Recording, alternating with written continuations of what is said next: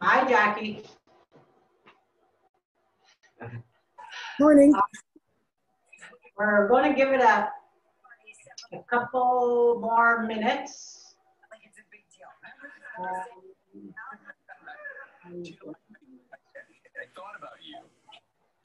just going to give it a couple more minutes Okay. or see if we're going to have a little bit more. So we're just going to wait until about 5 after 9 and then we'll get started. Okay. So I had a procedure. I went to this.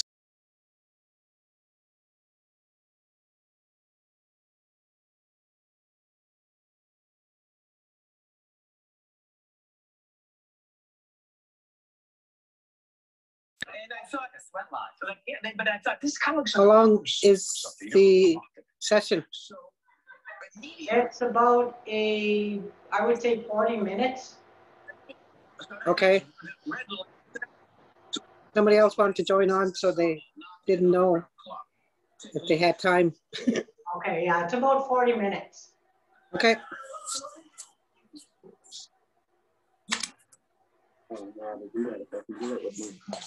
Oh, you got to download Zoom. Yeah, yeah. No, no. The whole Zoom on was going. I tried that for my meeting one time. It wouldn't go. Sorry.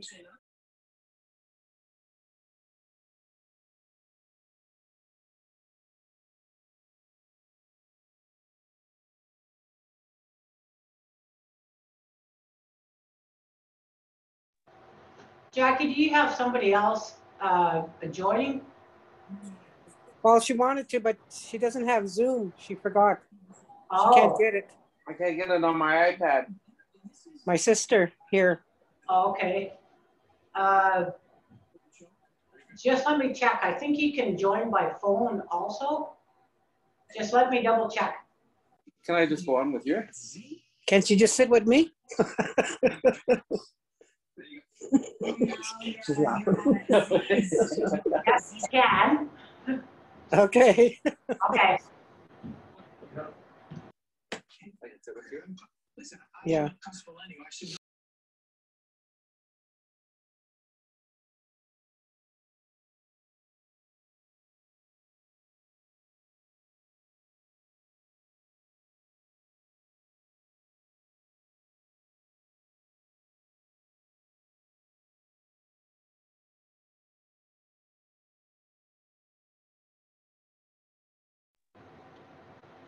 Okay, Rebecca, we're going to start soon, so maybe you can share the screen.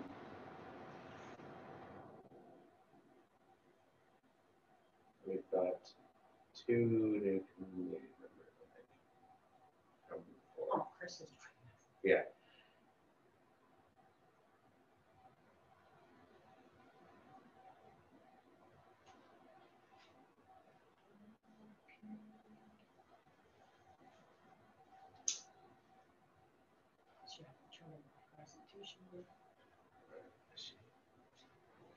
Oh, there it is.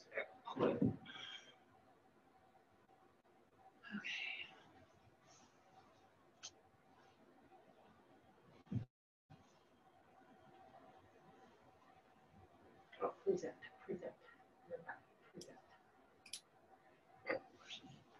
Click on present, Rebecca. Yeah, there you go. I got it. Thank you. Welcome. All right, thank you for joining us this morning. We're going to be discussing the community, or we're going to be going over our community engagement session for 2021. And we usually hold our community engagement session in the community in person, but because of COVID, we had to come up with a different way of doing this. We may still be looking at something in the springtime to have more input. So we'll be letting the community know what we'll be doing in the future. But we will be also sending out a survey via our website and Facebook, or just Facebook just website. through our website and Facebook So watch out for that also. Okay, next slide. So our agenda today is introductions. Unfortunately, our chair is not with us this morning, so we're not going to be doing opening remarks. He may be able to join us later.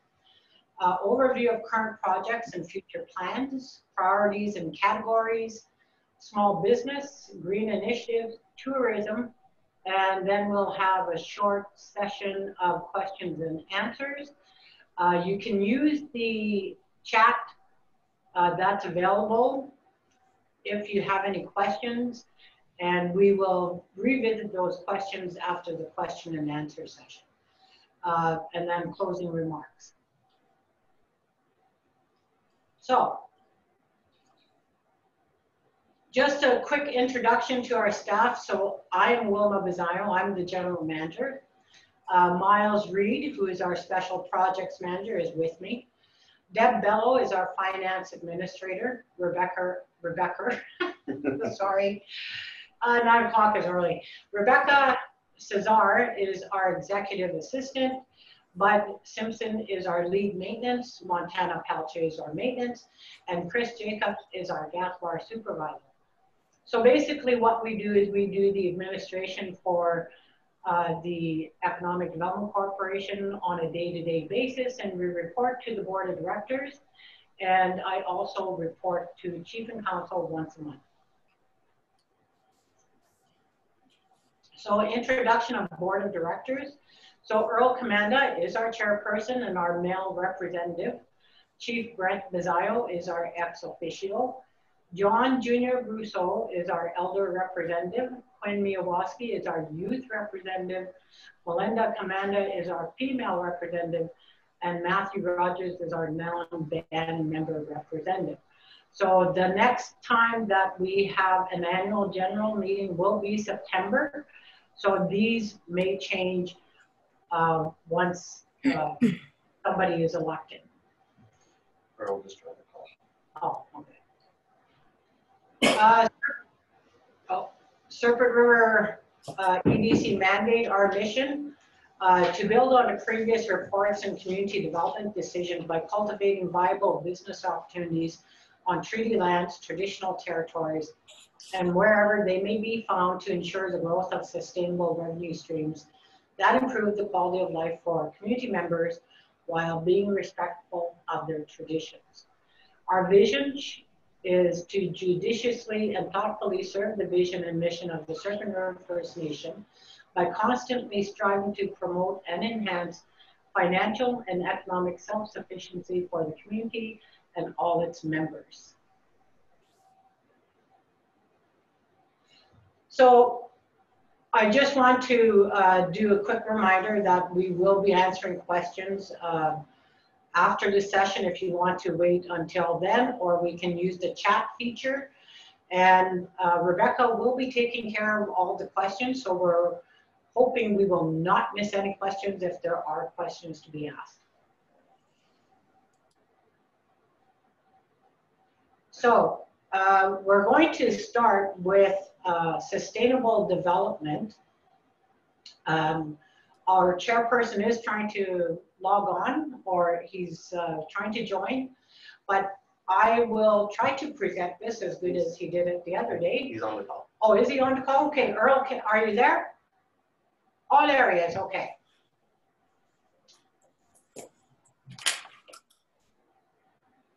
You're still muted, Earl. Can you hear me? Yeah, we can hear you. Okay. Good morning, everyone. Welcome. Glad to have this opportunity as chair of the Economic Development Corporation Board to talk a little bit about what might be an approach or consideration for our community. I work at the Robinson Huron Treaty Organization, and one of the things that we talked to leadership about was sustainable development. And sustainable development, as I see it, in terms of moving forward, is development that meets the needs of the present without compromising the ability of future generations to meet their own needs. And so if you take that in as a consideration, how do we measure whether we're achieving that or not? And one way that is being done now is through the Community Wellness Index. And I have to take my screen down here somehow. I don't know how to do that.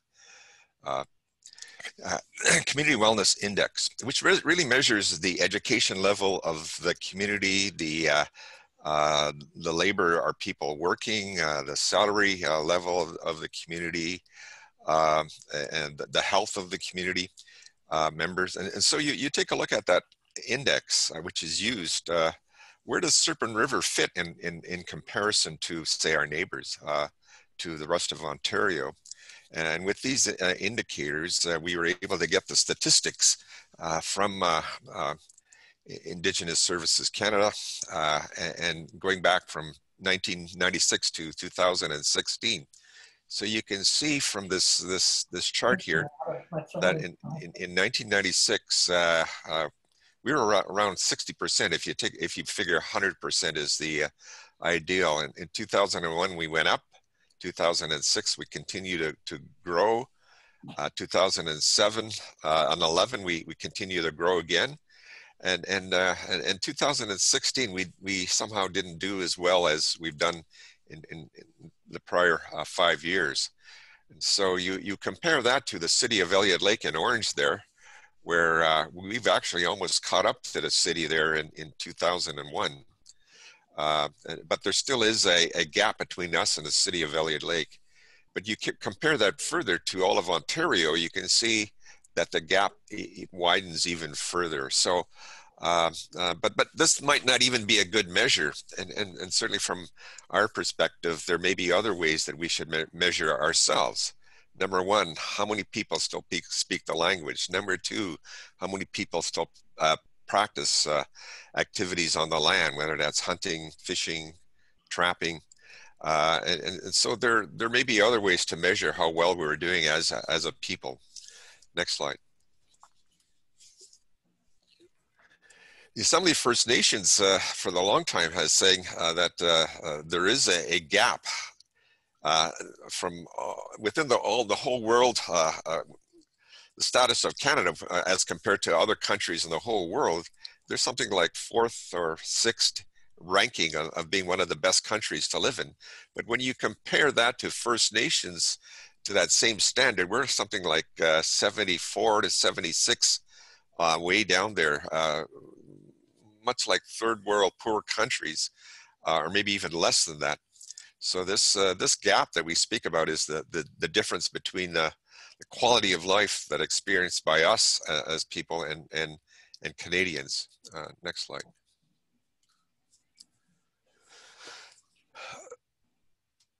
So this particular slide here shows us just comparing us to non-Indigenous, the top blue.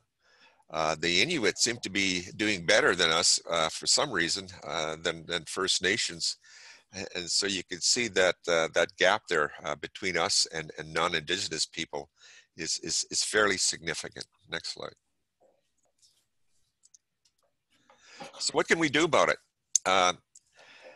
I believe that one of the things that has been talked about a lot recently is improving resource revenue sharing within our traditional territory. Resource revenue sharing, we know, is possible now. It could have happened during the uranium years, the boom and bust years of the uranium cycle, but it never did.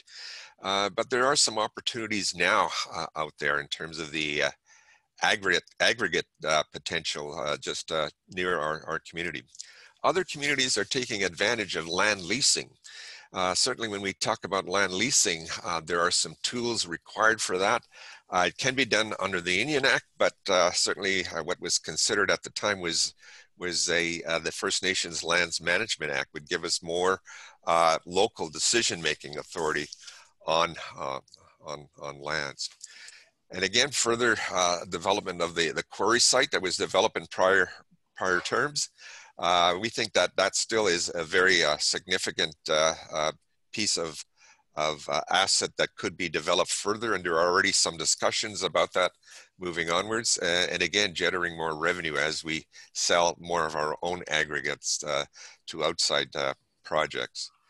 And then the band would then proceed to create new profitable enterprises, and we already have examples, but we're going to talk a little bit more about what the cannabis potential could offer. Next slide. So what can we do? I think there's a few areas that could be looked at. Tourism is one of those areas. We already are in partnership with Mississauga in terms of the Mississauga Provincial Park.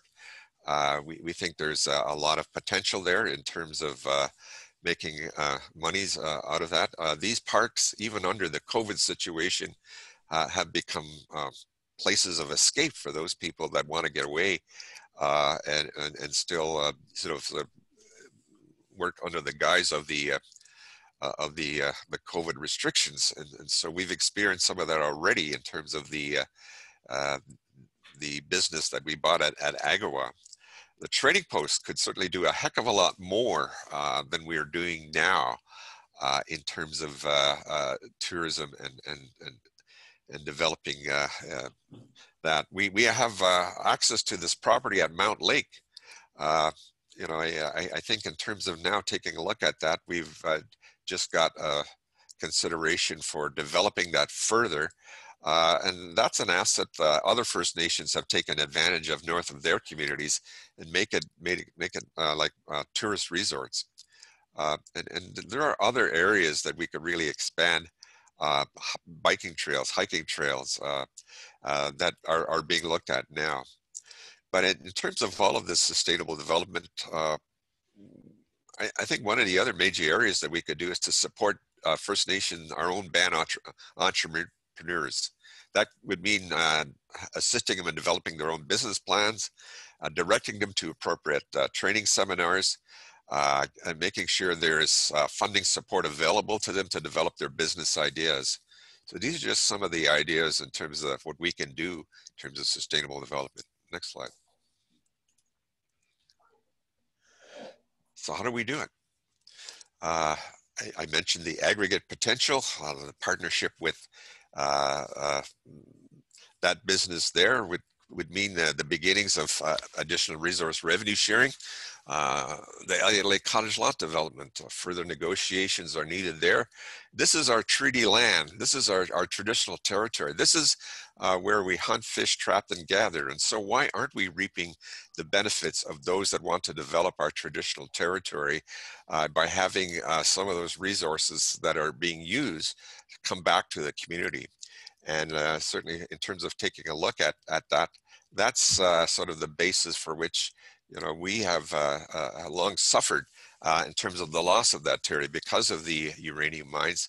But now with the city of Elliott Lake wanting to move forward on this, we're seeing not without some benefit coming back to our community. And as far as I'm concerned, there should be a heck of a lot of benefit coming back to our community. The Mount Lake property, future 5-star resort. And in terms of taking a look at that, of course, we need to secure from the provincial government a longer term land use permit so that we can effectively develop that site to something very worthwhile in terms of that property. Next slide. So when we move forward on all of this, what are the tools that are available to us? Presently, there are 5 or 4 major tools that are available, one of which is the Financial Management Board, which is an accounting standard. But in terms of the accounting standard, certainly it assesses your community and your credit worthiness. Hand in hand with that Financial Management Board is the First Nations Finance Authority. Certainly from that finance authority, additional financing could also be arranged. And certainly in terms of taking a look at that idea, we see that as a major way to finance a lot of these potential projects. we need to develop that cannabis law policy, or whatever you want to call it, bylaw, to fit the needs of our community specifically. In terms of what that could mean for the cannabis potential, we see this as a way to generate more revenues, not just from the proceeds of our development here, but all cannabis activity within the community. And so you take a look at that particular process, developing this law becomes pretty important. There are other partnerships that we could develop as well with our neighboring municipalities, like the city, like our neighbors to the east and west of us, other industries, other First Nations. We have an agreement with Mississauga First Nations already to take a look at working together. More could be developed under the North Shore Tribal Council. And one of the best tools I've seen around for making sure that we have the Sustainable Development Plan is through finalizing what was started by the Tribal Council, the Comprehensive Community Plan. That tells you where you're designating land for commercial development, recreational development, sacred sites within the community, residential development, and all of this then becomes a basis for which we better plan our future for the next generation. Next slide. So what are the benefits? We know additional resource revenue sharing definitely offsets the cost of First Nation governance. Additional revenue could mean more projects can be initiated, which again would create more jobs. The community working on their comprehensive community plan framework for the expansion of services like more housing, more infrastructure, developing those commercial or recreational or other land uses that we see. And so all of these then come together, as far as I'm concerned, as a way to move forward in a significant way for our community. Next slide.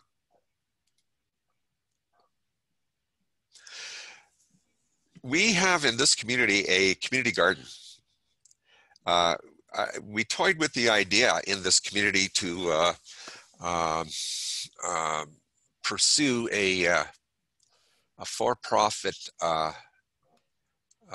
food outlet, and food sustainability has been something that was talked about last year, primarily because we were hit with COVID, but at the same time, every community is being hit with COVID, and certainly there is some thinking that we've gotten really far too dependent on the non-Indigenous communities supporting us in this manner. But take a look at the short clip. It's about 10 minutes long by this Ron Findlay, I think, and he's called the Food Sustainability Gorilla.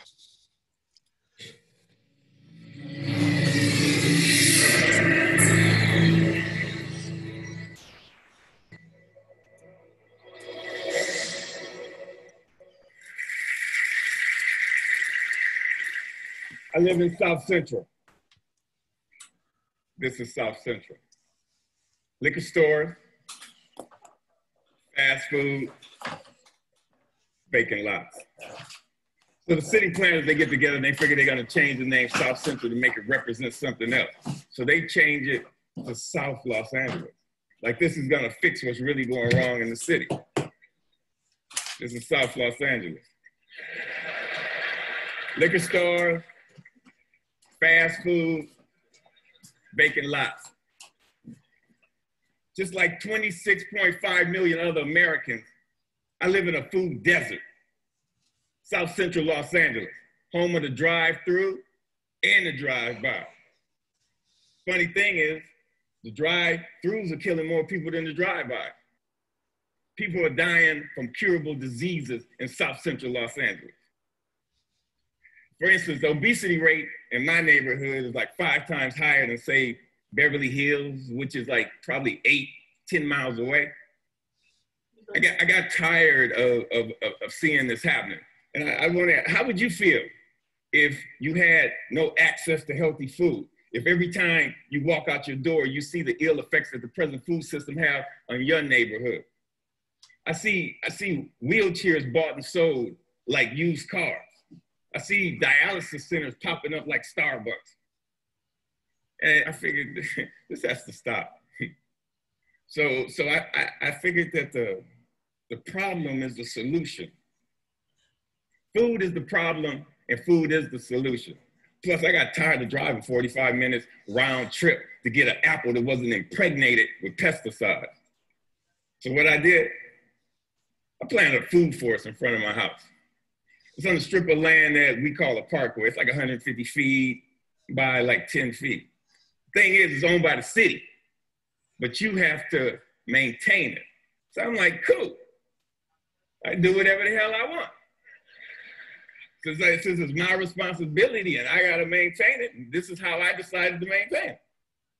So me and my group, LA Green Grounds, we got together and we started planting my food forest, fruit trees, you know, the whole nine, for vegetables. What we do, we're a pay it forward kind of group, where it's composed of like gardeners from all walks of life from all over the city, and it's completely volunteer, and everything we do is free. And in the garden, it was beautiful. And then somebody complained. The city came down on it. and basically gave me a citation saying that I had to remove my garden, which this citation was turned into a warrant. And I'm like, come on, really? A warrant for planting food on a piece of land that you could care less about? And I was like, cool, bring it. Because this time it wasn't coming up. So LA Times got hold of it. Steve Lopez did a story on it and talked to the councilman. And one of the Green Grounds members, they put up a petition on change.org. And with 900 signatures, we were a success. We had a victory on our hands. My councilman even called and said how they endorse and love what we're doing. I mean, come on, why wouldn't they? LA leads the United States in vacant lots that the city actually owns. They own 26 square miles of vacant lots.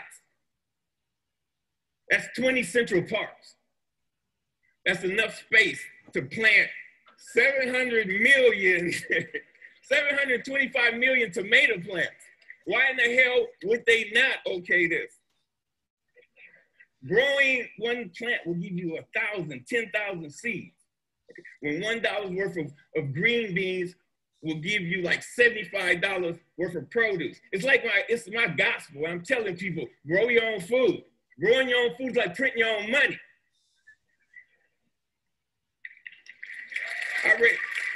Thank you. I have a legacy in South Central. I grew up there. I raised my sons there. And I refuse to be a part of this manufactured reality that was manufactured for me by some other people, and I'm manufacturing my own reality. See, I'm an artist. Gardening is my graffiti. I grow my art. Just like a graffiti artist, where they beautify walls, me, I beautify lawns, parkways. I use the garden, the soil, like it's a piece of cloth. And the plants and the trees, that's my embellishment for that cloth. You'd be surprised what the soil could do if you let it be your canvas. You just couldn't imagine how amazing a sunflower is and how it affects people. So what happened? I have witnessed my garden become a tool for the education, a tool for the transformation of my neighborhood. To change the community, you have to change the composition of the soil. We are the soil. You'd be surprised how kids are affected by this. Gardening is the most therapeutic and defiant act you can do, especially in the inner city. Plus you get strawberries.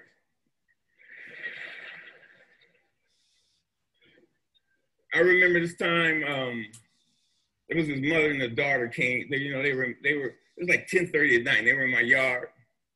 And I came out and they looked so ashamed. I'm like, man, it made me feel bad that they were there. And I told them, you don't have to do this like this. This is on the street for a reason. It made me feel ashamed to see people that was this close to me that was hungry. And this only reinforced why I do this. And people ask me, Finn, aren't you afraid people are gonna steal your food? And I'm like, hell no, I ain't afraid they're gonna steal it. That's why it's on the street. That's the whole idea. I want them to take it, but in the same time, I want them to take back their health. There's another time when I put a garden in this homeless shelter in downtown Los Angeles. The guys, they helped me unload the truck. It was cool. They just shared the stories about how this affected them and how they used to plant with their mother and their grandmother. And it was just cool to see how this changed them if it was only for that one moment. So Green Grounds has gone on to plant maybe like 20 gardens. We've had like 50 people come to our dig-ins and participate, and it's all volunteers. If kids grow kale, kids eat kale. If they grow tomatoes, they eat tomatoes. But when none of this is presented to them, if they're not shown how food affects the mind and the body, they blindly eat whatever the hell you put in front of them. I see young people and they want to work, but they're in this thing where they're caught up. I see kids of color and they just on this track that's designed for them that leads them to nowhere.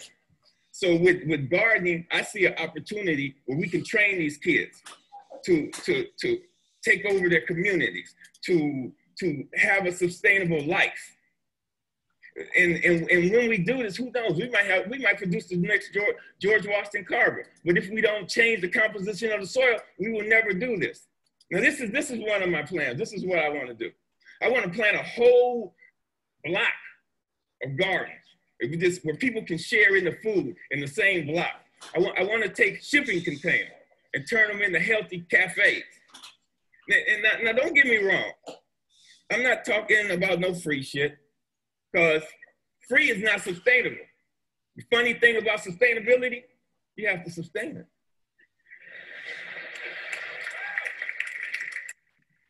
What I'm talking about is putting people to work and getting kids off the street and letting them know the joy, the pride, and the honor in growing your own food.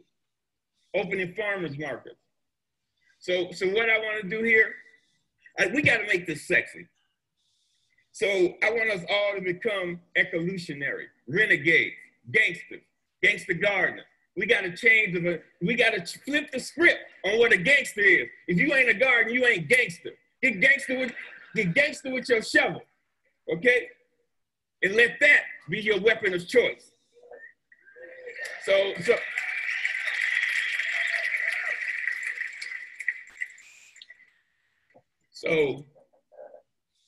basically, if you want to meet with me, if you want to meet, don't call me. If you want to sit around in cushy chairs and have meetings where you talk about doing some shit, If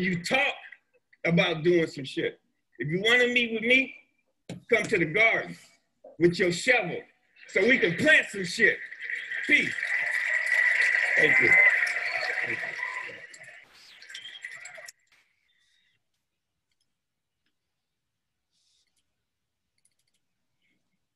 So, sorry for the language in this video here, but I hope it doesn't offend anybody.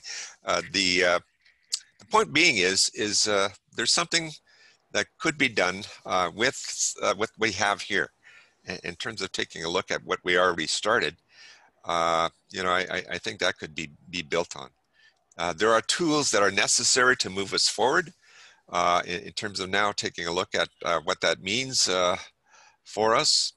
And so if you've got some ideas on what else could be done, just raise your hand and we'll call upon you to share your thoughts or ideas. That was my part of the presentation this morning. Miigwech. Thank you, Earl, for that. Really appreciate your input in the video on food sustainability and what that the discussion that can create in the community. So like Earl said, here's an opportunity for our community members to share your thoughts on Earl's presentation around sustainability, community development. So if you can use the raise your hand feature now, you're welcome to it, and you can unmute yourself and ask us a question or give us your thoughts. If not, you can put a question or your thoughts in the chat, and we'll document it. So I'll leave it open for a little while here, and if there's silence, then we'll move on.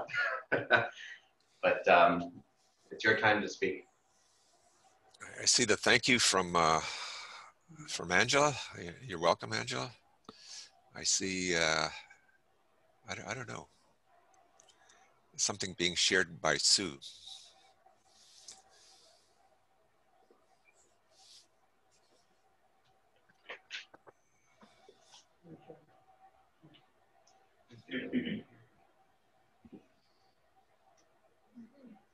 All right. There's going to be another opportunity for question and answer and discussion at the end of the session. Hey, can I mention something? I did have my hand raised, and I don't know why it went down, but. Okay, sure, go ahead. So this is Angela Day speaking, and I just wanted to thank the board chair for this amazing presentation and all of the ACTEV staff.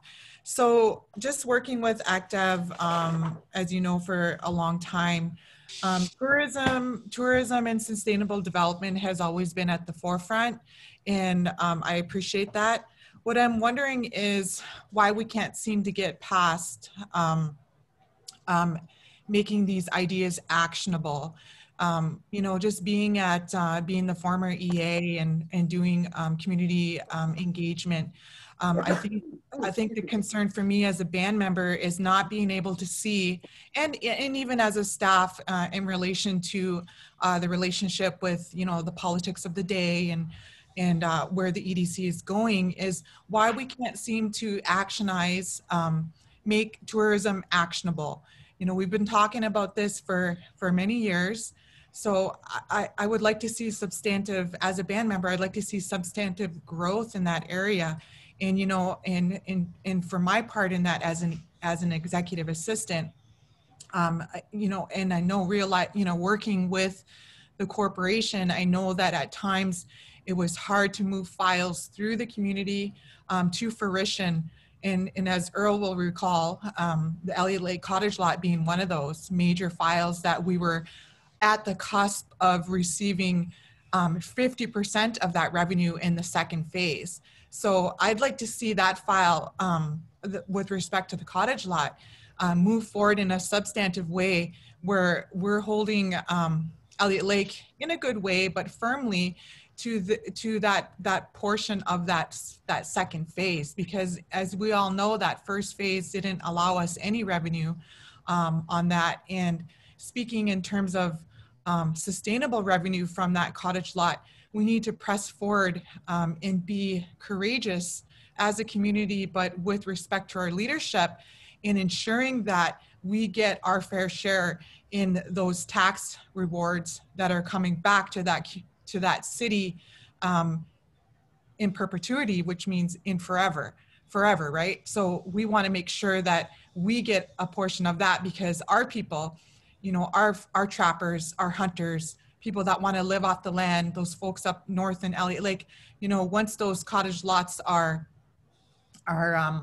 you know, sold, that property, we don't have access to that, right? It becomes private property, private entry, you know, so that's one concern. The other concern is that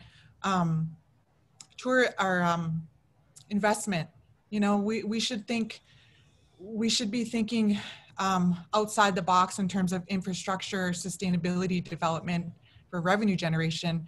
Like, we know it costs money. We know that COVID is bringing us hard times. So what are we doing as a community to look at investing, getting an investment portfolio and taking money and turning that investment into capital through stocks and payments at the end of the fiscal year, dividend payments and stuff like that. And I know that was something that we brought up, community brought up years ago as well. So I would like to see the band look at, you know, making the footprint on the land has always been a major concern for many band members, as well as the unresolved land issues that people have with respect to this small parcel of reserve land given to us by the community. So that being said, to mitigate that area, possibly looking at investment files where Serpent River is looking at viable investment opportunities that brings us back revenue through dividend payments. So those are my thoughts, and I just want to say thank you again to the board of directors, and look forward to seeing where we go from here. And one last concern is that I've been hearing chatter that the thought was to dissolve the EDC as this nonprofit entity, and I think that just personally as a band member, I think that is the wrong way to go. There's no reason why we can't have a for-profit entity and a nonprofit entity where we move all the assets that are generating profit into the for-profit entity, and we keep the nonprofit for this food sustainability, for the small business development, to go after grants and other funding areas that can help this community through that nonprofit entity. Thank you. Okay, thank you, Angela, for those comments. Just from my knowledge, I do know that council is working with the city of Elliott Lake on the cottage lot development. The chief is on the call, so if I'm wrong, he can correct me. Tourism, we are working with a couple of tourism organizations right now, both at the provincial and Indigenous level. So we are looking at future plans, as you'll later see.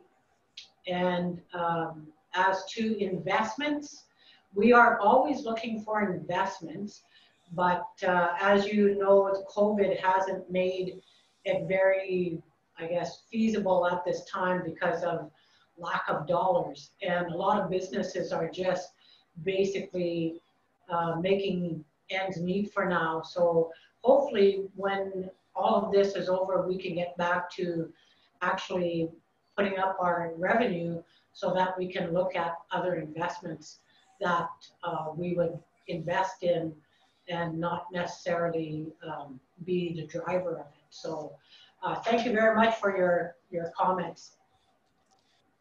Just a further comment. The discussion around the for-profit has been not new. It goes all the way back to prior administrations. The direction we got at that time was, let's see how well we do with the present businesses. And so, I think in terms of demonstrating what we are able to do with, in terms of the bread and butter businesses we have, the gas bar and the trading post, I believe we've actually demonstrated there is potential for less dependence on the First Nation to subsidize our particular business. And now we're at the stage where we've actually acquired a for-profit business. And there are a lot of other ventures there that certainly are being looked at now where a for-profit corporation does make sense. Should it be at the expense of the not-for-profit? That's still a discussion that council is yet to have. And so while we've attempted to sort of take a look at those initial discussions, it's certainly a decision that has not been made at this time. So I just wanted to add that to your comments around the active. Chief, if you have any other comments.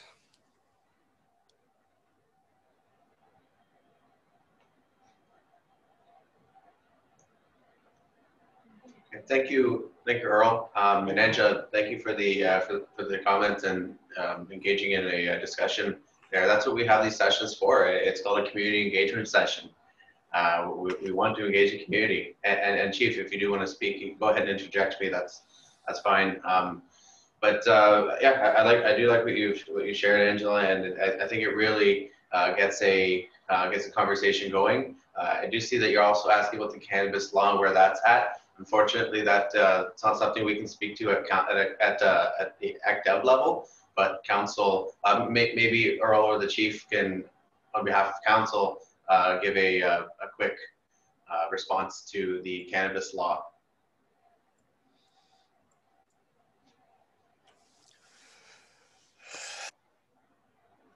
The original draft of the law certainly was tabled with council this past summer, and it's now being asked for a subsequent review. So it hasn't actually happened yet. So that's where we're at with the cannabis law.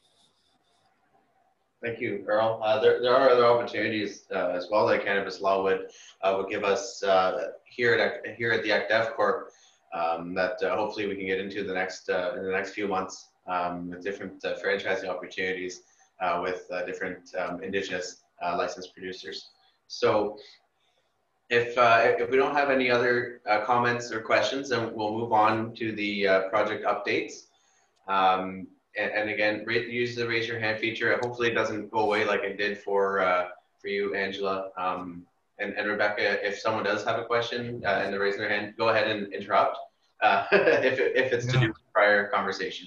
Yeah, I have a question. Okay. Okay, so this is I guess I want to back up a bit. First of all, I would hope that in these sessions, if the leadership is here and a question is asked regarding the ACDEV Corporation, I think it would be prudent on behalf of leadership to give an indication to this type of a forum to find out exactly where this is going, because it's being speculated that there's a certain approach that the leadership is intending to take on economic development. And I would be the first to say that I don't think it's proper for leadership not to come to these types of sessions and at least give an indication and an assurance that the leadership is listening to the people, or else these things are futile. And I think that some indication from the leadership here at this meeting about the question of ACDEV, it's being asked by the community.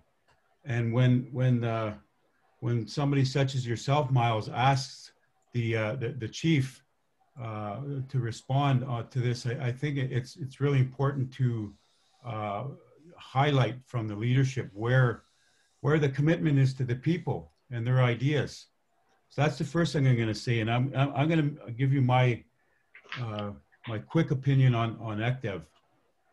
First of all, I think ACDEV and the work that it's done since the inception of the corporation has been, we've made a lot of great strides as a community. And my take on this would be, if there is going to be an indication or if there's going to be a move to create a for-profit entity that looks at the enterprises that actually are generating revenue, it's quite normal, and it's a healthy move to create a for-profit corporation. But think about where we are at in terms of our capacity. We have no capacity. If you remove this economic development corporation now and you just go all profit, there will be no ability for the band to build capacity the way that EDC is building. You remove this vital function, you pretty much are leaving the community to rely on the administration for those types of programs and services.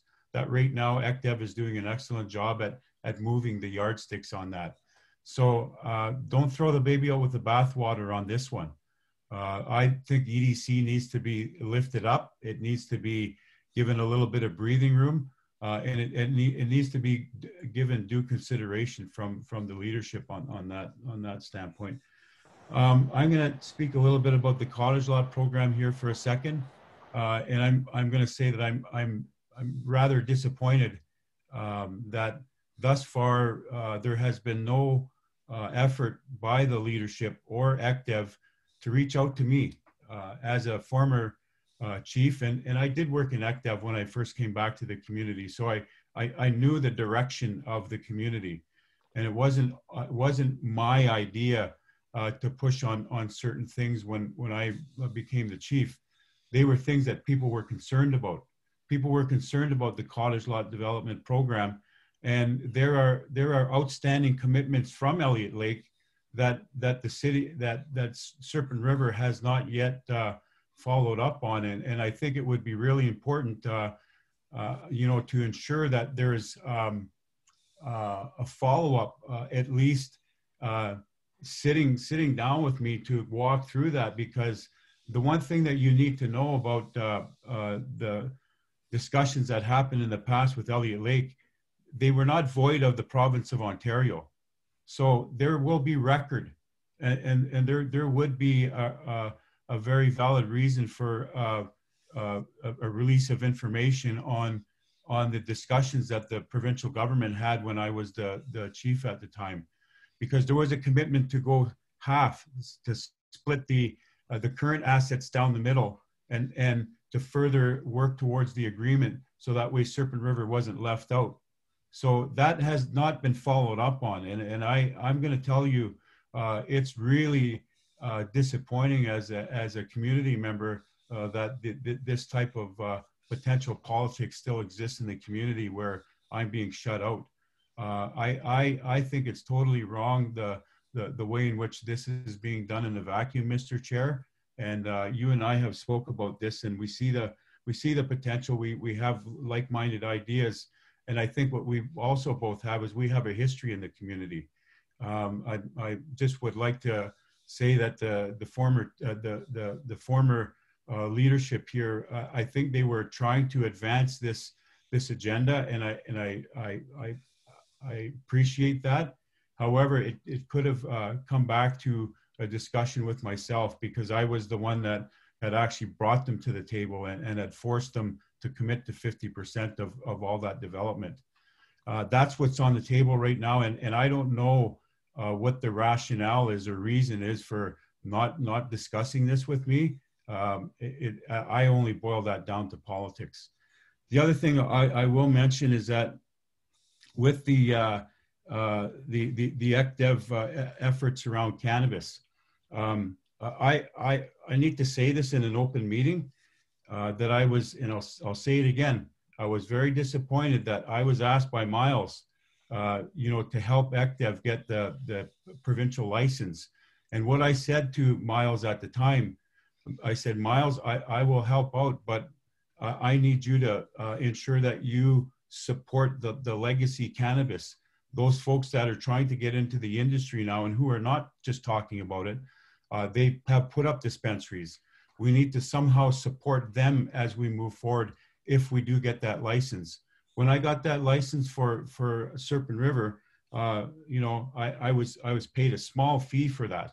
And did I get a thank you letter? I didn't even get a thank you letter. So what I did was I tried to say, okay, well, maybe it's another oversight. You forgot to, you know, talk to me, or maybe I'm just kind of the Indian in the cupboard again. I said to myself, I should probably just try to help out. So what I did was I provided you a draft law. I'm working with other communities right now that have those draft laws already passed by their councils, and they're moving forward on a jurisdictional position on cannabis that is actually in line with Health Canada and the provinces. But for some reason, I still can't get to the table, or my word is not valuable here as somebody who's been quite prominent in the cannabis, First Nation cannabis discussions. You know, it almost seems like you would rather rely on lawyers from downtown Toronto to make your decisions for you. That's totally wrong. Lawyers are not, you know, the heart and the minds of the nation.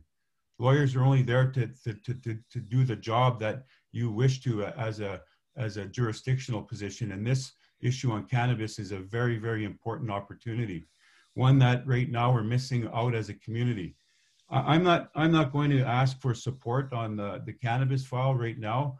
I would just hope that the council, you know, simply, I'll say it, that you move a little quicker on this, because you're missing the boat, and there's no reason for that.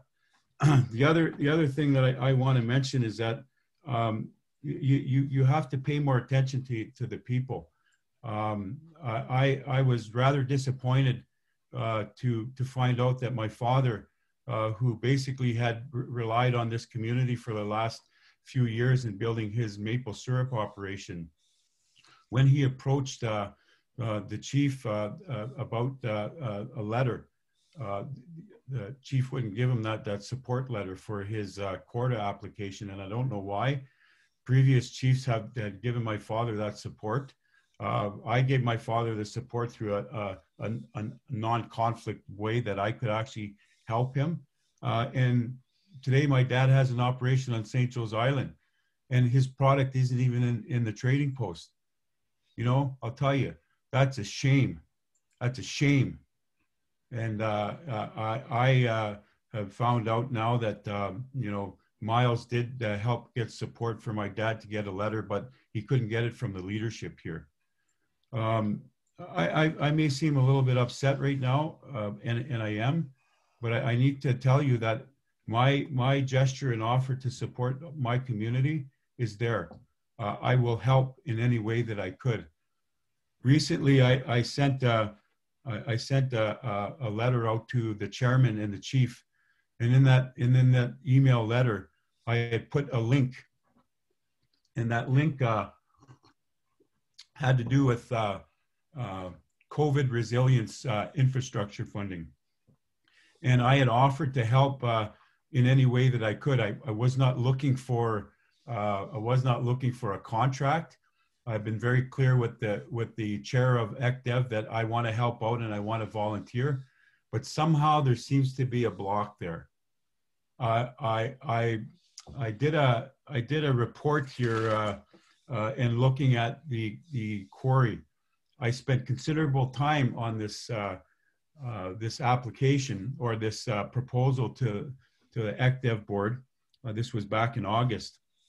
And I was kind of hopeful that we would be doing something, that I would have my company support the development of the quarry. But the thing that really bothered me the most about this is after I submitted that on the general manager's suggestion that I give a more expanded view.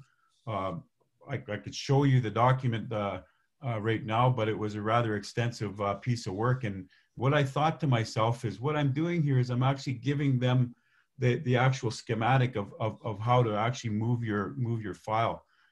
And I wrote that much depth and detail into the document because I felt it would give the confidence needed to say, well, Isidore's not just blowing hot air here. He knows what he's doing. And furthermore, I should let you know, I was the one that actually set those quarries up.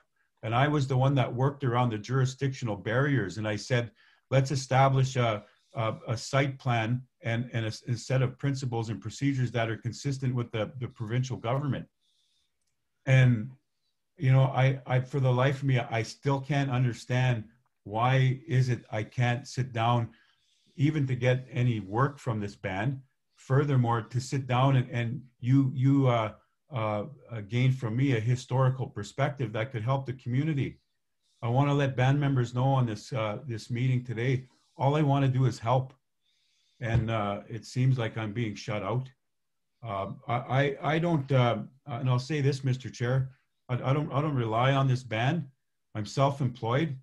I have 3 entities. My companies are doing very well. I've employed 5 people, and since COVID, I've never had to lay anybody off. So my work is it speaks for itself, and it's a damn shame that that I can, as a band member and a former chief and somebody who gave so much to this community, the door is slammed shut in my face. So I'm just gonna leave this with you and say that the offer still stands. I don't want any contracts with Serpent River because I don't want to make this look like that's what this is all about. I will give you my time. I will help you with the things that are necessary to move this community forward. Why? Not for me, but for my kids and for my families, for everybody in this community. You know, I have a right to help. And when I'm not given that opportunity to help, what happens is you are preventing growth of this community. And that is politically wrong, and it's wrong from the perspective of economic development. So the offer stands. I want to help. Mr. Chair, I'll leave my comments there. Thank you very much, Isler. I guess in terms of taking a look at the issue of the present leadership versus the past leadership, I know we are building on some of the plans of past leadership, and in terms of now taking a look at how do we sort of build on those plans appropriately. I mean, I look back at my own leadership, you know, where we had ECDEV under the Serpent River First Nation, and we were darn lucky to have a good ECDEV officer to go after all the funding to, for example, build a trading post, build a gas bar. And so, you know, while we haven't sort of discussed the pros or the cons of all of those things, I would have to agree with you that some of these development plans really need to move forward. And that's why I did do my presentation the way I did it this morning there, in terms of saying, here's some opportunities, here's some potential revenue makers. But, you know, I think in terms of taking a look at how do we best move forward, and it's really taking a look at prioritizing. And when you talk about the idea of building our human resources, I think that's a very first step that's necessary to champion a lot of these ideas forward. And I think in terms of taking a look at that, that's something that the First Nation is struggling with, but it's not something that is not overcomable. I think that's not insurmountable. I think once we take a look at getting the appropriate people in place to work on all of these initiatives, that a lot of these things can actually happen. So I thank you for your comments, and I hear your offer for help, or for assistance, sorry, not help, assistance. Miigwech. Thank you, Earl and Isidore. Thank you for your comments. This is why we have these sessions. We want to generate a discussion, and we want to have this conversation with the community. And the points I bring up are very important to both economic development and to our leadership. Chair Earl, thank you for responding. And Chief, if you would like to make a comment, the floor is yours.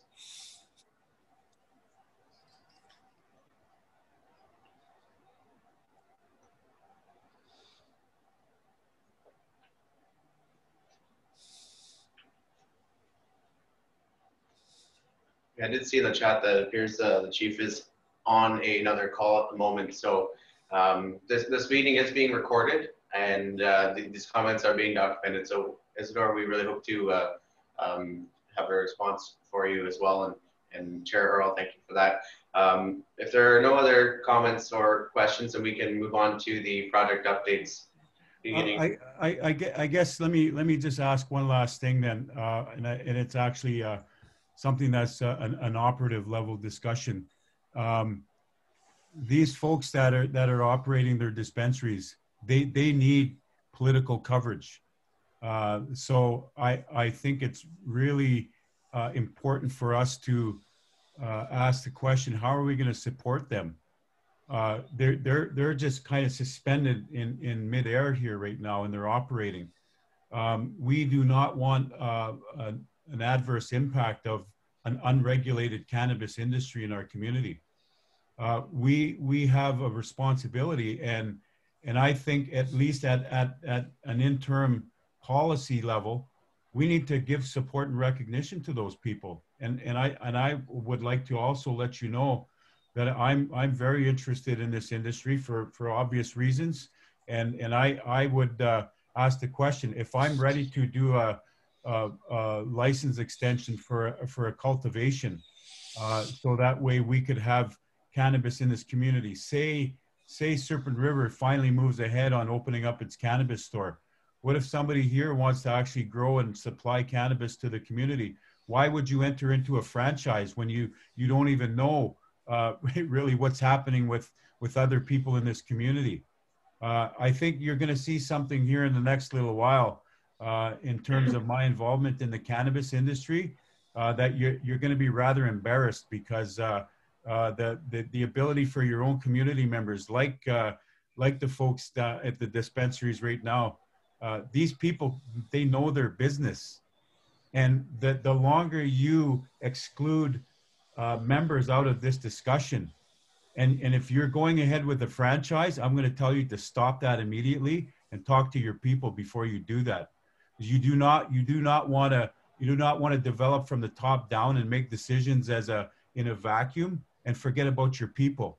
Because if you do, and there's a franchise here, and you have a potential franchise in your own community, what did you do?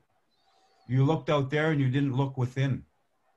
So I'm gonna ask you, Mr. Chair, to make the suggestion, a strong suggestion to the council. You need to get a hold of this cannabis thing right now, because the market and the industry is shifting right now, and there's things that you don't know and you don't understand.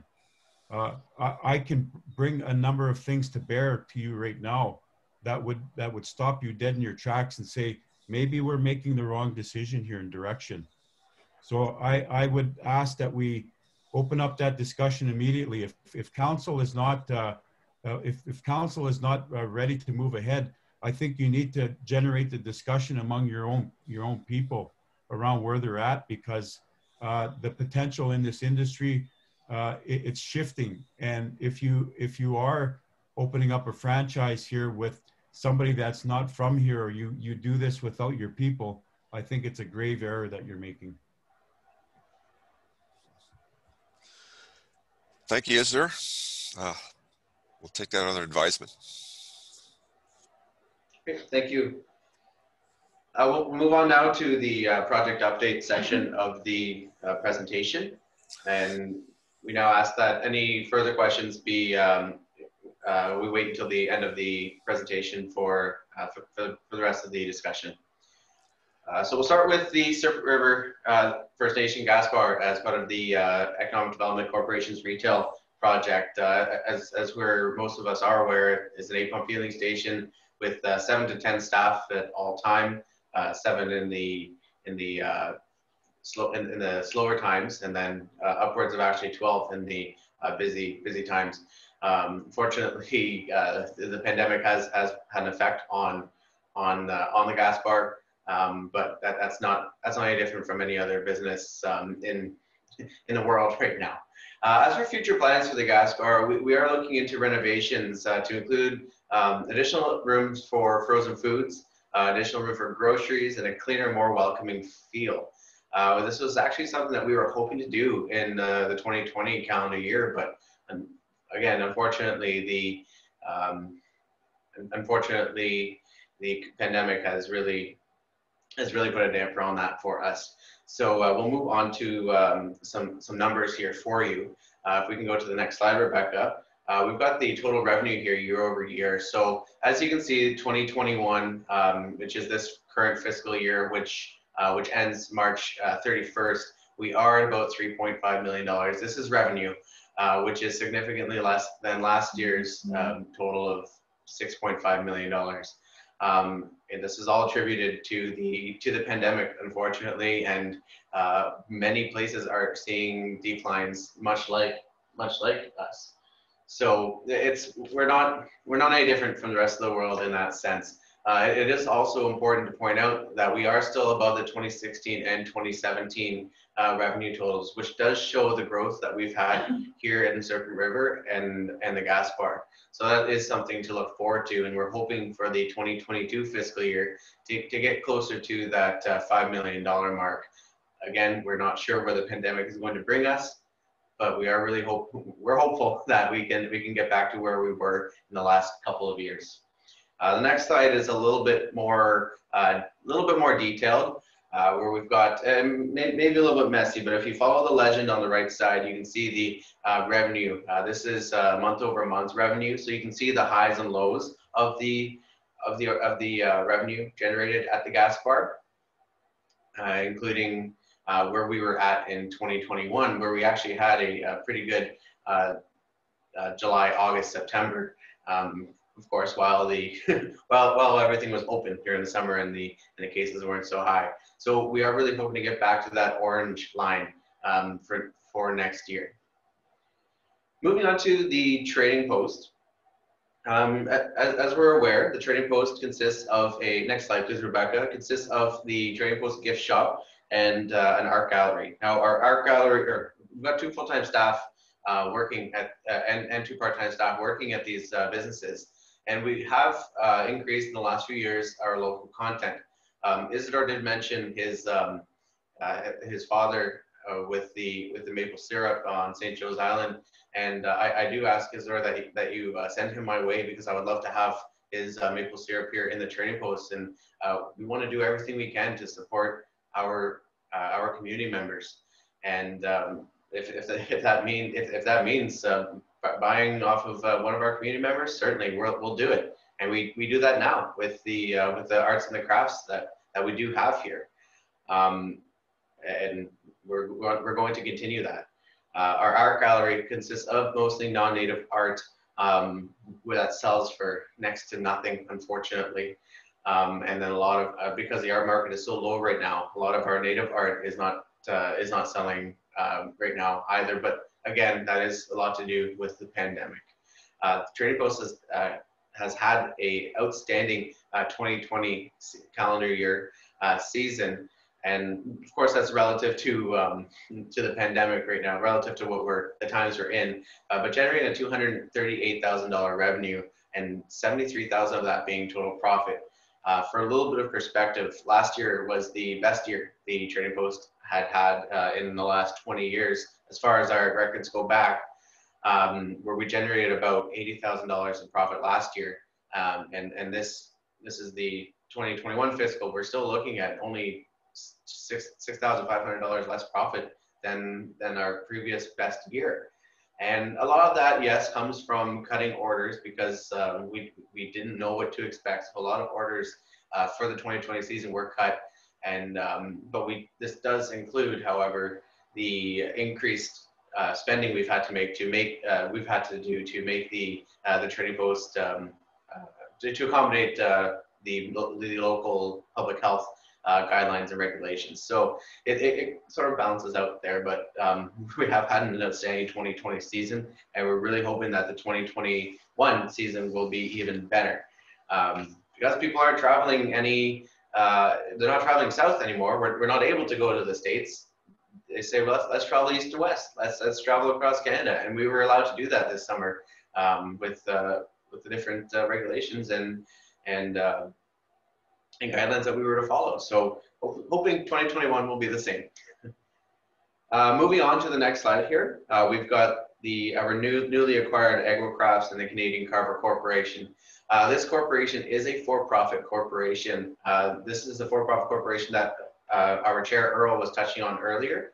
And this corporation has actually, if you can recall at a previous engagement session in 2019, it was about just under 2 weeks before we finally closed on the sale of the business. So it's December 16th, 2019 that the purchase went through.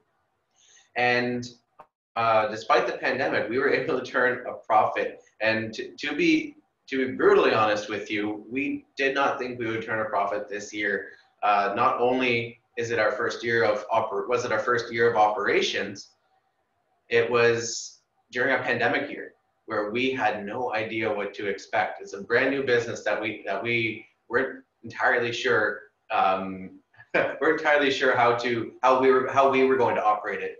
We did our best to operate it just as it was operated for the last 48 years, and with the help of a lot of returning staff and a knowledgeable manager, we were able to generate $1.6 million in revenue, and starting from $0 in our bank account, now have over over $250,000 in that bank account from 2020, and that was starting with zero, relying on credit from purchasers or from suppliers. And I do want to point out that that the credit that we were granted from our suppliers really goes to show the legacy and the image that Agro-Crafts and the Canadian Carver had for the last 40 plus years. That they were no problem saying, yes, we will grant you credit. Some of them up to 120 days after paying. Pay us when you can, some of them have said. And that we are really thankful for that. In the next few weeks, community members should look out for an assistant store manager posting for the Agro-Crafts and the Canadian Carver. The current store manager, Sandy, will be retiring in a year or two. She has agreed to stay on as long as it takes to train an assistant store manager that we are hoping is a Serpent River First Nation band member. And we're hoping that this assistant store manager will transition to the store manager position and be able to operate the store just like Sandy had. We'll go on to the next slide, which is a cannabis update. Now, much of this sits with council at the moment, but what we have done is we've completed a business plan. Architectural drawings are complete, and we are awaiting construction. The architectural drawings were actually funded by some of the profits from Agro-Crafts and the Canadian Carver Corporation. So we are already seeing the effects of what this purchasing that business is doing for the community, where we are making the next step towards having our community-owned dispensary that's going to generate even more revenue for the community. The dispensary does require Serpent River First Nation Chief and Council decision on a loan guarantee and a cannabis control bylaw or policy. We're projecting a revenue of about $1.25 million in year one, with a 1 to 2% expected growth in year three, and then in year two, and then a 3 to 5% growth from years 3 to 5. All these numbers were done with extrapolating from similar dispensaries in the area and similar markets. So this is, again, revenue is different from profit because it would be an Ontario cannabis store business. Profits, you're looking at about 25 to 27% net profit of that. Key issues that we are facing right now in the realm of our cannabis dispensary is fire protection. Currently, we don't have fire protection at all here at the Trading Post property, and that includes the North Shore Tribal Council buildings as well. So we are working with the infrastructure team in bringing that fire protection to this whole area. The next slide is into our tourism file. We had a question earlier from Angela and where we are exactly with the tourism file, because and you're right, there hasn't been a whole lot that we've done in the last few years, but we are ramping up to something. And based on previous engagement sessions, this hotel conference center, although it is a big long-term goal, this hotel and conference center was asked for by the community. So the actual sketches and diagrams of the hotel and conference center we do have those. We have an idea of what we want it to look like. And once the business plan is complete, we're hoping to be able to share that with the community. As for the next steps, we still need a feasibility study, which is being done at the same time as the business plan. This feasibility study will tell us if we can actually sustain a hotel and conference center. One of the main concerns are that what's the attraction here? Yes, we've got the beautiful North Channel, we've got Lake Huron, we have the beautiful land around us, but people don't know that. So we need to find a way to draw customers and to draw tourists to our area. So perhaps that's in the way of, next slide please, an international marina, which has also been asked for by the community. Now, this is again is another long-term goal, but it would act as the attraction for this hotel conference center. Other suggestions from the community are casino, golf course. I've heard all of these would be great. Unfortunately, casino is going to take a lot of work from our leadership in dealing with both the feds and the province, but it is possible. So again, for the next steps with the marina, we do still have to do a feasibility study. Business plan is in the very early draft stages right now, and this feasibility study will help us understand again, if we're able to actually have an international marina somewhere in Serpent River First Nation. And to the next slide, we've got community development. So in the past, the Economic Development Corporation has done what it could to support small businesses from our entrepreneurs in our community, and we want to do more. And these are just four of the many ways that we can support our small businesses in the community. We can direct you to seminars that you can attend to help broaden your knowledge and understanding of your small businesses, and business planning, one-on-one training and workshops. And when I say one-on-one training, if you want to develop a business plan and you're not really sure how, you can reach out to us, and either myself or Wilma will help you with that business plan. We have templates that we can give you and help guide you through making your own business plan. And if you're looking for, hopefully maybe in the future, we can have something like where we're able to actually fund or help invest or invest into our community members. Once we are generating some more revenue, I guess that's a long-term goal for the Economic Development Corporation to be able to invest in our community members in a not just in a business training standpoint, but also a funding and investment standpoint. The next slide here is a little bit, it's actually a little bit closer to us than we had initially thought it would be, is this strip mall. Business plan is also in development. What we're hoping for our next steps is to get letters of intent from vendors and stores, and this includes those our entrepreneurs in our community and our small businesses.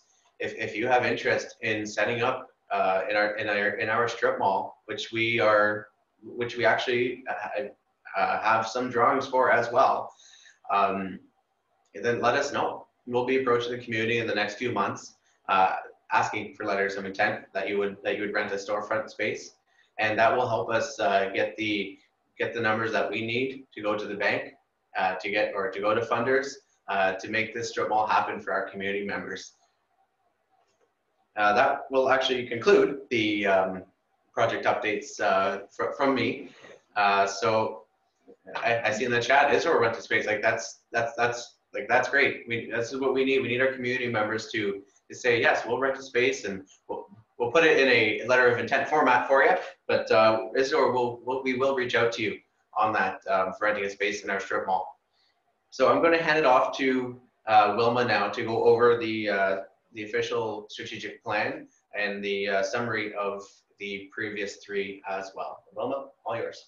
Okay, so the strategic plan, this is just a summary of how we came about with our strategic plan. So as you know, our very first engagement session happened in 2017, and we provided 3 questions that we wanted to hear from the community. After we had our strategic plan, after we had our engagement session in 2017, the information was given back to the board of directors. And from this, we developed a strategic plan, which would be 10 years. So it is from 2018 to 2028. And as Earl had said earlier, the strategic plan should, if it is decided that there is a comprehensive community plan, we would then put that strategic plan into that community comprehensive plan. Next slide. So the short-term goals that are in our strategic plan is communication. So we had to develop a communication strategy to the community members. So we did have some goals completed, and they are quarterly newsletter. We have a web page. We also have Facebook updates, and I do report to Chief and Council every month. Goal number 2, training for employees. Now this is to help with the training of our present employees, and we do that as much as we can. It is ongoing. So we do look for training that can be done online right now due to there is no in-person training available. And we are always looking for training opportunities for our employees. This also brings up something that the board will be looking at, and that is succession planning. We do know that we have aging in population, so there will be a plan put into place. Next slide. Goal number 3 was asset mapping. So we were going to do the asset mapping. We did get a hold of the programs and services within the community. So an asset mapping actually helps the community see where our assets are, whether they're human resource, infrastructure, or even our own beautiful shoreline. I mean, that's a big asset. So we will continue this when some of the restrictions are lifted. Right now, we are planning on possibly having something in early spring where we can have an event outdoors. So we'll keep you posted on that. And goal number 4 is our yearly community engagement. So we usually have these in December, and we usually have it throughout the week, not on a weekend, because we have been told in our evaluations that people like their weekends, and we also like our weekends. So we try to have it during the weekday. Next slide. Okay, so our short to medium, which is 1 to 5 years. Goal number 1 is the acquisition of an existing business. So we did do this as of December 2019. We will continue this. This will be something that is continued on our strategic plan.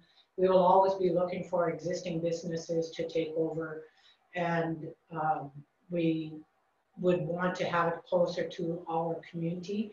So that will remain on our strategic plan. Funding proposals is something that is ongoing all the time. As a nonprofit, we are able to access funding proposals at a 90 to 10 ratio. Sometimes it is 75-25 depending on the funder, but we are developing a resource binder, which we do have, that is here in the office. And we just found out at the beginning of this week, NOHFC has released 4 new programs, and this is to help with the recovery due to COVID-19. Next. Continued on the short medium franchise opportunity. So we are still pursuing a franchise opportunity. We did try at Tim Hortons. At the time, we didn't know that Thessalon was, I guess, approved for a Tim Hortons. So this is probably why Tim Hortons did not want to work with us or get into any negotiations regarding a Tim Hortons, was because of Espanola having 2 Tim Hortons, one in town of Espanola, one at the corner.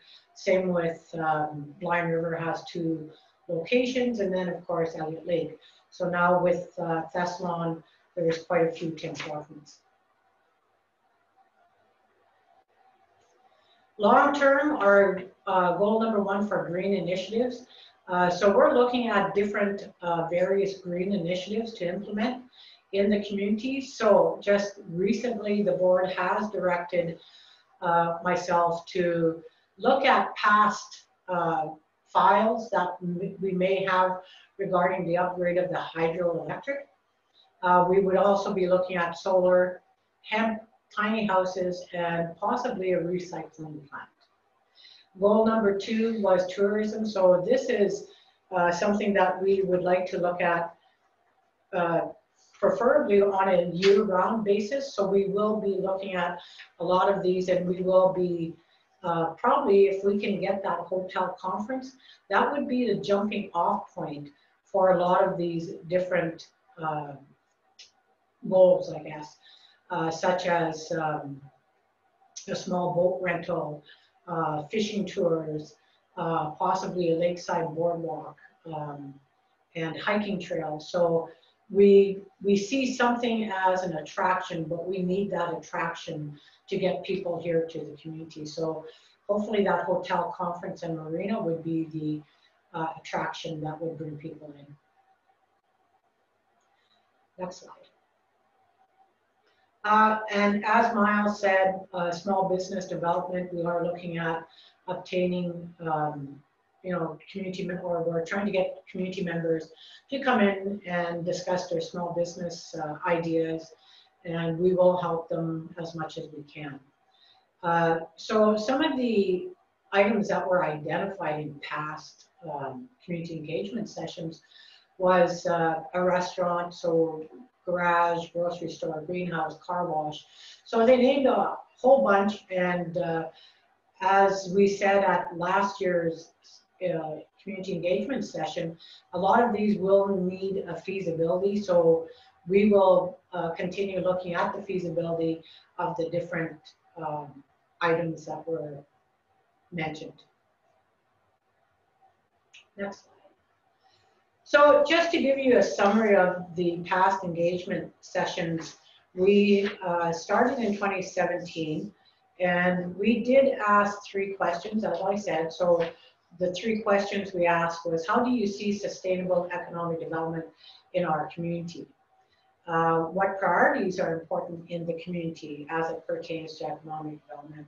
And what business or economic projects would you like to see the EDC developing? So this was all gathered, and as I said, we did have evaluations done at the end, so that helped us do the next year's community engagement session in 2018.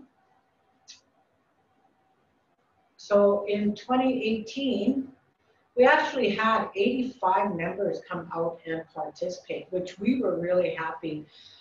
We actually kind of ran out of food because we weren't expecting that many people, and we had to think fast on our feet and decide how we were going to do the group participation. So we ended up just having the group as a whole discuss the different topics that were identified. So tourism, business development, small business, and green energy. So we identified short and medium and long-term goals, which were then given to the board of directors and kind of tweaked the community strategic plan. 2019, the weather didn't agree, the weather wasn't cooperative with us in 2019, but we still had 45 community members come out. And what we did was, with the top ranking, we asked that the community members prioritize what project they would like to see. So Miles did go through the top priorities, and those are the ones that we will be looking at. So just to summarize, under the business, personal development, and small business, grocery store, greenhouse, and a strip mall. Under green initiatives, solar energy, hemp, and hydroelectric. So those are ranked 1, 2, 3. And tourism. So we had 4. So that was the hotel conference, the marina boat launch, Mount Lake, and hiking trails, which is a medium term, and it was tied with Mount Lake repairs. So that brings us to the end of our engagement session, and we do have some comments, which we have been reading as we go along. So we will definitely look at different franchises. We did look at country style. At the time, country style was having a little bit of trouble themselves as a franchise, and they were closing some stores. So we also were thinking of Subway, but I know that a lot of the community members would really like to see drive-through coffee, some kind of version of it. So we will be kind of working on that kind of franchise.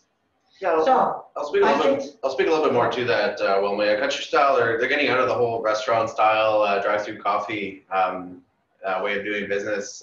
In the last discussion I had with them, it was actually a country style Mr. Sub combo that has shown some interest in coming into the community, but the drive-through coffee just they're not willing to do it. They want to set up just a kiosk of coffee similar to what we have now. Just with their coffee only. So yeah, we'll open up the floor to anyone who has any comments. Better lighting at the gas bar near the highway. Yes, we'll be working with the infrastructure team on that. When you come in here at night, it is a little bit hard to see the driveway. We have had vehicles actually in the ditch as well, at least in the driveway. So we'll work with the infrastructure team on that one. So feel free to unmute yourself one at a time or use the chat and share with us some additional ideas, or if you have any questions about what we're doing or about the presentation. So Angela, you can go ahead and unmute yourself and ask your question. So no question. I just wanted to tell you all, the ACTEV staff, that this, as a former staff that was with this company since the beginning, from the ground up, that I am so impressed by the work that's being done in terms of the tourism question that I had raised earlier after Earl's presentation, as well as the storefront that I know Wilma and I had that discussion as an EA about that that little strip mall thing, and again, a testament to what ACTEV, this current corporation, economic development, is doing for Serpent River First Nation. And that, again, to reiterate and respond to a question or a comment that I have had in private conversations at times, is the question was, what has ACTEV ever done for Serpent River First Nation? You know, ACTEV has done so many good things for Serpent River First Nation in terms of small business development, and currently the current files that you just presented speaks to that fact that you guys are doing amazing good things, and to see that as a band member, to see this type of open forum and discussion to invite comments back from band members makes me personally feel welcomed, as well as encouraged to see that ACTEV is doing amazing things. And further to that, I'll be the first to say that I was extremely skeptical of that Agua Craft acquisition, but I am so thrilled to see and glad that you reported back to the community at large that it has turned over a revenue, especially during COVID. And this is exciting to hear. I'm glad I was wrong in my own opinion on that. And I have no problem in saying that publicly in a public forum, but I just want to say thank you so much, ACTEV, and I look forward to seeing what other good work you guys are doing. Thank you, Angela, for those kind words. It feels good to hear that from community members, and we do our best to do what we can for the community, and we're going to continue to do that in the future as well. If there are any other questions, yeah, again, raise your hand, or if you're not sure how, go ahead and unmute yourself and ask the question as well.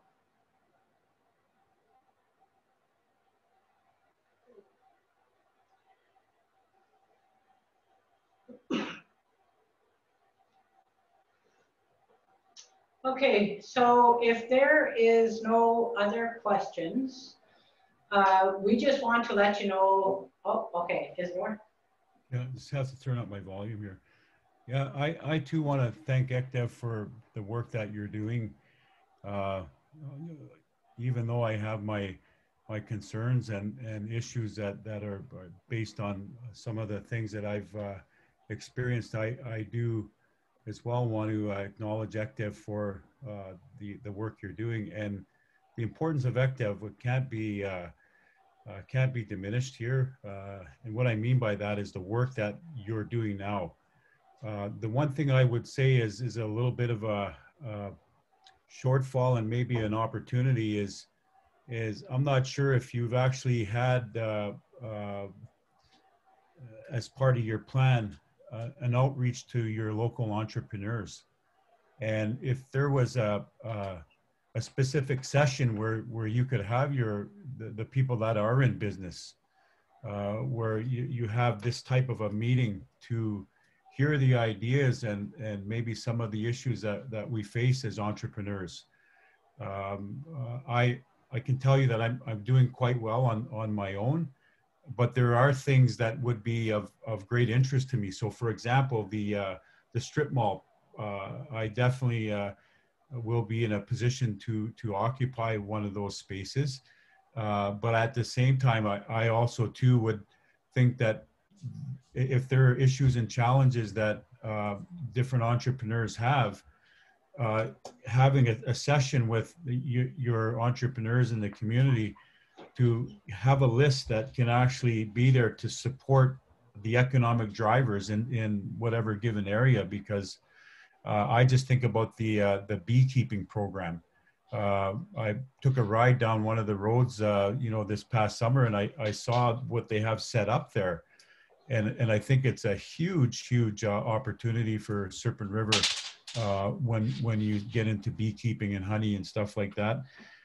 So I just wonder, is part of this session, and I'm not sure it was scheduled in, but maybe as a follow-up, would you be interested in having your entrepreneurs have a session like this? Because I'm sure that you'll get a lot of ideas and input from those that are actually in business. Like I'm registered, I have federal procurement numbers. I've got a lot of things, but there's things that I could probably use from the support of ECDEV, and maybe you don't know what those are yet because maybe we haven't had this kind of a session. So Miles and Wilma, any comments on that? So, okay, so we have been talking about how we can support our community members when it comes to small business.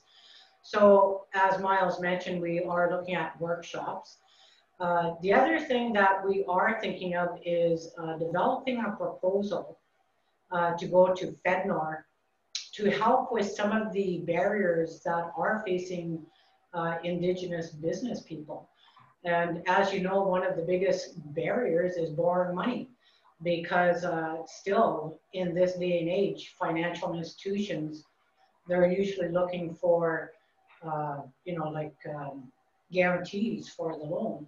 So our small business people really can't go to the bank. So we would like to be able to start some kind of loan fund, which would be accessible with low payment rates so that they are being helped out, or some such program. We haven't fine-tuned it yet, but we would like to have, sessions like this with our small business people, because if we are going to build a mall and develop some of the small business ideas that the community mentioned, we do need their help. So we are looking at different venues and different ways of helping our small business people. So I'm going to make a quick recommendation here. And if I were in the situation you're in right now, in the position to support, we always see workshops. Those are helpful, and oftentimes, probably 95% of the time, everything drops through. And we hear a lot of good things, but there's no real action plan that's actually built into the process right from the start.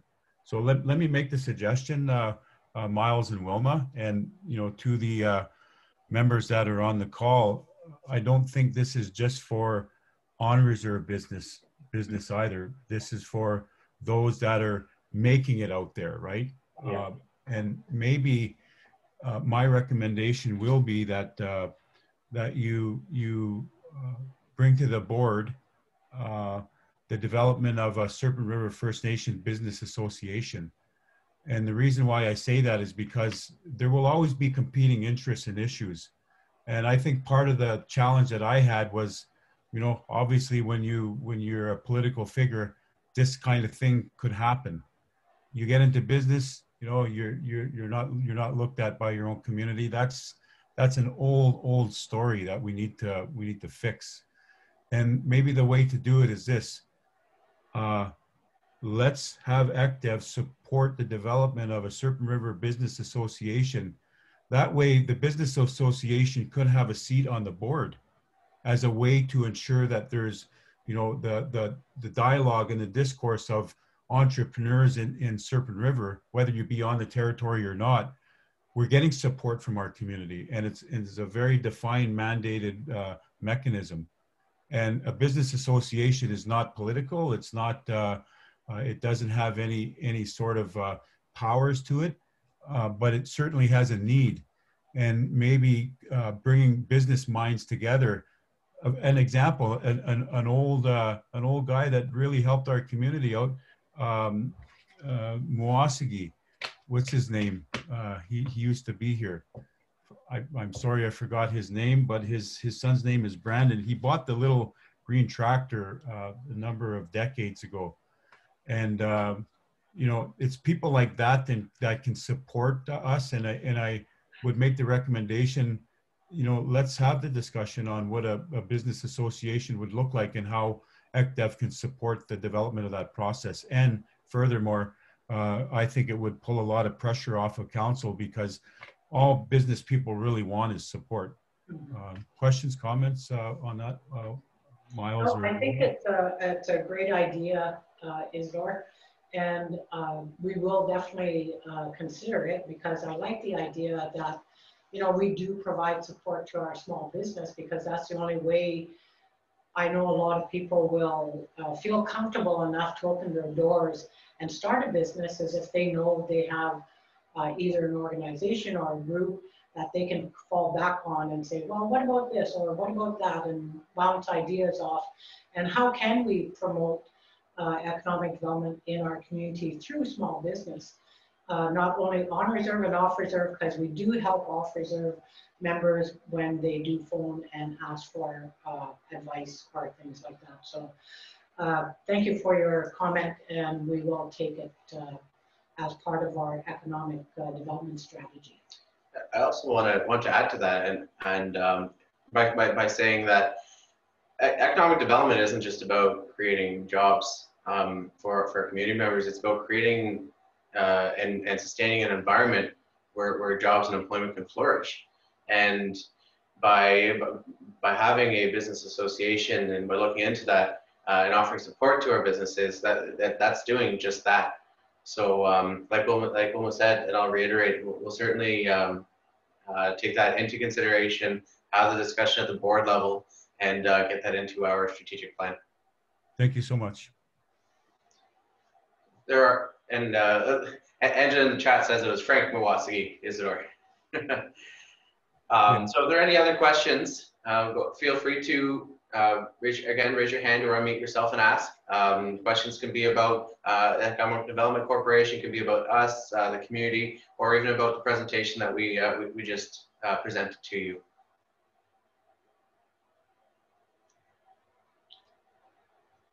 So this took a little bit longer than what we had originally planned.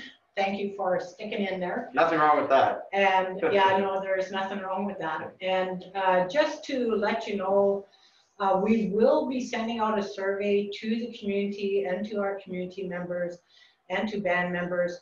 It'll be accessible through Monkey Survey. And we are asking, what is it? Survey Monkey. Survey Monkey.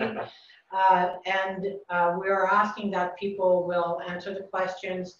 When you answer the questions and send back the survey, your name will be entered into a draw.